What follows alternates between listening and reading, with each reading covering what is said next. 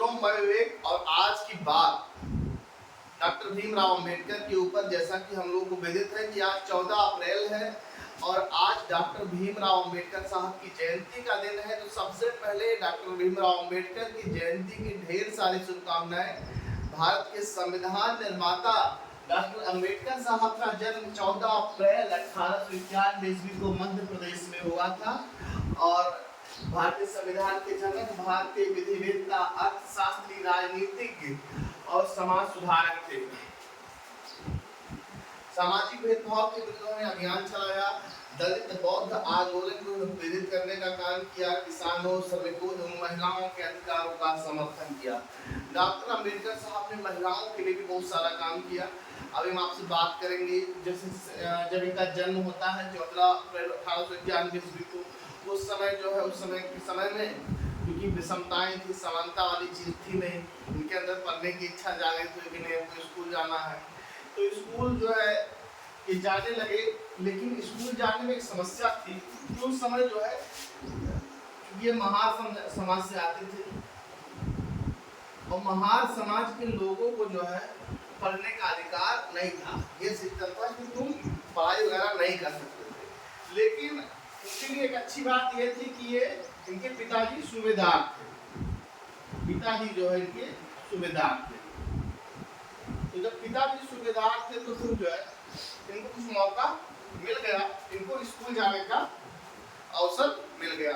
अब ये स्कूल जाने लगे, लेकिन स्कूल में भी विषमताएं थी। विषमताएं जैसे ये थी कि जैसे दरी जो होता है स्कूल में, इनको अपनी अलग से दरी लेकर जानी पड़ती थी। जैसे क्या था, पहले स्कूल वाले आपको और बच्चों के लिए दरी मिलती थी, इनके लिए जो है नहीं मिलती थी। जाओ सबसे पीछे बैठ जाओ, ये सीन था कि साहब जाओ अपना बोरा बिस्तर लेकर आओ और सबसे पीछे बैठकर पढ़ाई करो, ये सीन था। उसके बाद ये वहाँ पर जो रखा होता था घड़ा, उससे खुद से पानी नहीं पी सकते थे। तो जिस दिन चपरासी नहीं आया होता था उस दिन इनको पानियों पीने को नहीं मिलता था।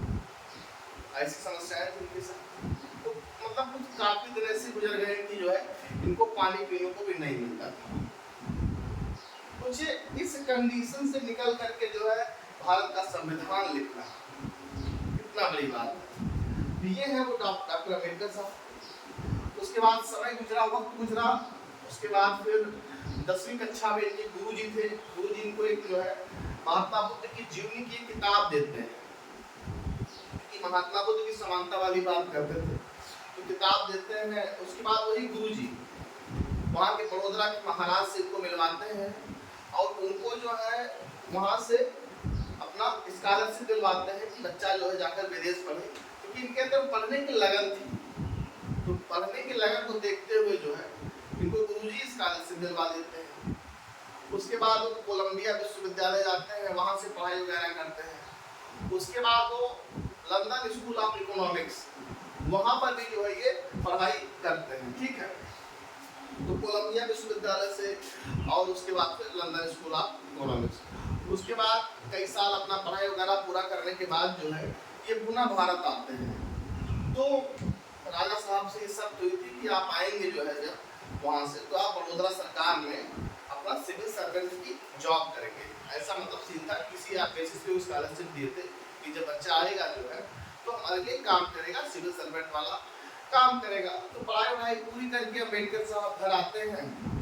तो मतलब पूरे शहर में वो खोजते हैं, उनको रूम नहीं मिलता है। मतलब इस तरह से विषमताएं थी कि उनको जो है रहने के लिए रूम नहीं मिलता था। आज तो कहीं भी आप रूम में कोई समस्या नहीं है, तो उस समय उनको रूम नहीं मिलता था, कोई रूम देने को तैयार नहीं थे क्योंकि दलित थे, एक महार समाज से आते थे। तो इसलिए जो है उनको रूम वगैरह मिल नहीं पा रहा था।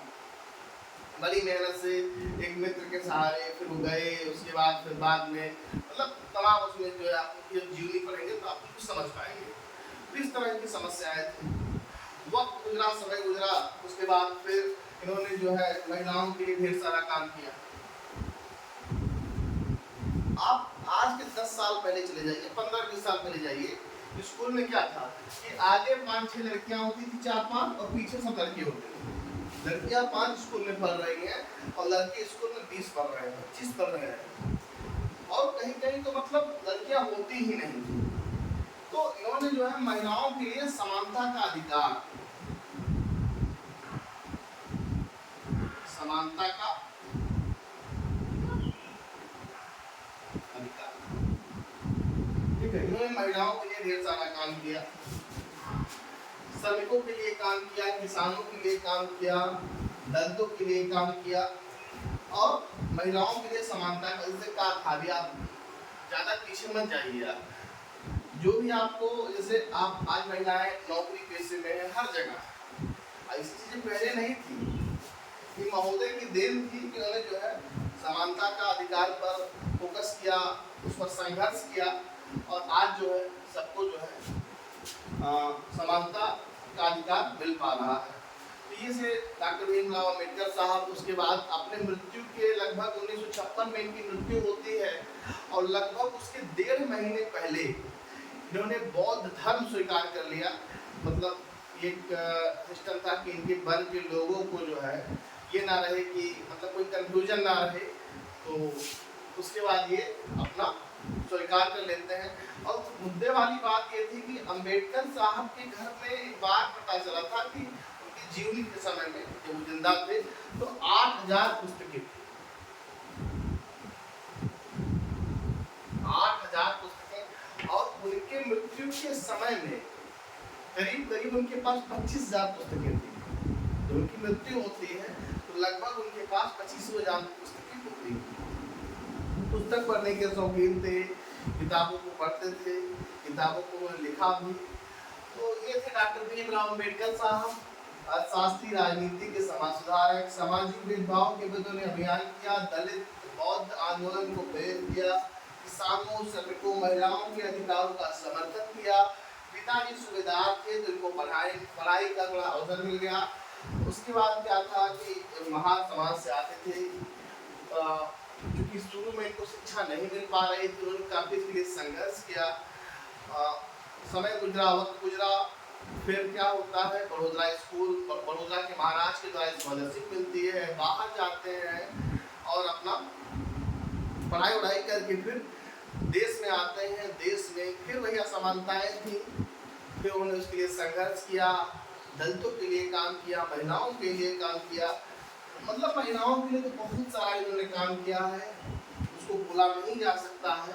तो ये थे डॉक्टर भीमराव अम्बेडकर साहब। फिर भारत के बाद में कानून मंत्री बनते हैं। हमें बिल्कुल डॉक्टर अम्बेडकर को पढ़ना चाहिए, जानना चाहिए और उनको समझना चाहिए।